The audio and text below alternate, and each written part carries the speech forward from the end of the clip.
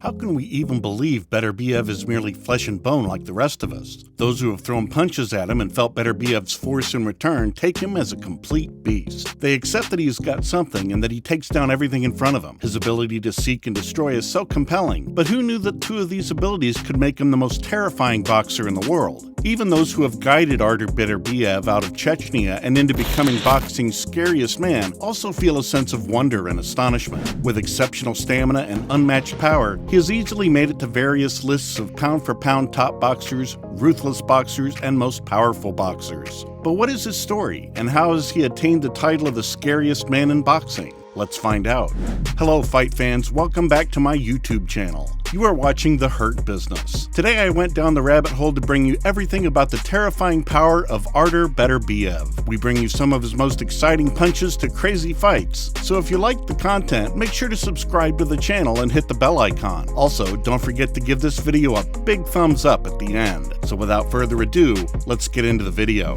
The man of steel, power, and exceptional boxing skills became intimidating for the rest of the world's boxers. Trained by expert coach Mark Ramsey, the Chechen boxer fights in the style of his boxing hero, Mike Tyson. He has flattened all 15 of his opponents and holds the IBF and WBC light heavyweight titles, and is the only reigning world champion with a 100% KO ratio. He delivers his punches, thudding and accumulating them at once, but with science, knowledge, and skill, making sure that the opponent eventually goes down. Though many out there called it a cold, robotic methodology for several years, Beterbiev's consecutive wins surely gave them a good punch in the face. As an amateur, he competed both as a light heavyweight and heavyweight. In fact, he won the 2006 European Amateur Boxing Championships, beating Kenneth Egan and Ismail Silak, among others. At the 2008 Olympics, he brought down Kennedy Katend 15-3, and then in the round of 16, he fell controversially to local boxer Zhang Xiaoping, who went on to win the gold medal. But what is said to shape him into the man he is are the years 2011 and 2012. In 2011 at the World Championships, he lost in the quarterfinals to eventual winner Alexander Usyk by 13-17. And then in 2012, he edged out Michael Hunter, but lost again by 13-17 to Usyk. Both of these were in heavyweight styles. Coming to Montreal to pursue a professional career, he won his professional debut via a second-round TKO over Christian Cruz at the Bell Center on July 8, 2013. He fought on the undercard of Jean Pascal versus Lucien Bout, beating Gabriel Lescronier by TKO in the fourth round.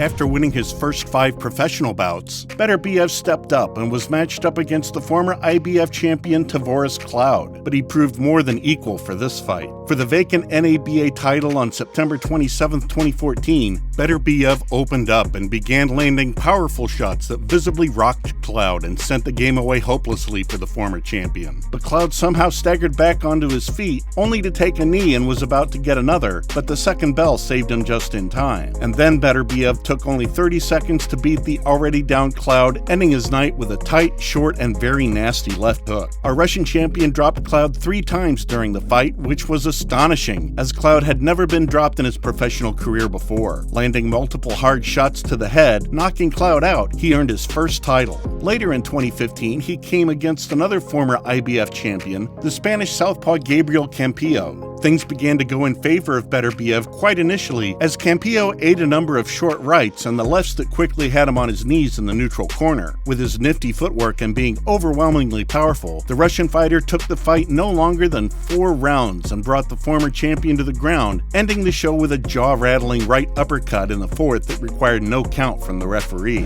In 2017, he really had to level up his game, as he was to fight against even higher caliber fighters. He met German Enrico Kohling to fight for the vacant IBF light heavyweight belt. Kohling refused to engage and continued to fight defensively, but somehow managed to stay until 11 rounds to finally give it off in the 12th. Kohling went down on one knee and received a count. When he got up, Beterbiev dropped him again, and this time the referee waved the fight off. 2018 didn't prove less explosive, with Beterbiev taking on British champion Callum Johnson in a mandatory defense of his IBF world title in Chicago. It was surely a fight to watch, with Johnson knocked down in round 1 by a Beterbiev right hand. In round 2, Johnson answered back, knocking down the Chechenian with a crunching left hook. It was nail-clenching as both fighters fought ferociously. However, Beterbiev knocked down Johnson a final time in round 4 with another concussive right hand. The British boxer was completely defeated and failed to beat the count. His reputation got to me, Johnson told Sky Sports. He was pound for pound #1 in the amateurs, the beast that nobody wanted to fight, and he took that into the pros. When the realization sets in of where I was and who I was up against, I let it get to me. I said to my brother-in-law on the day of the fight, people don't have a clue what I'm up against. He's a beast. I came in second to the best that there is. He got me. That's all there is to it. Nobody has made him look uncomfortable. He's always been in his comfort zone, but I made him uncomfortable, and that to him is an achievement in itself.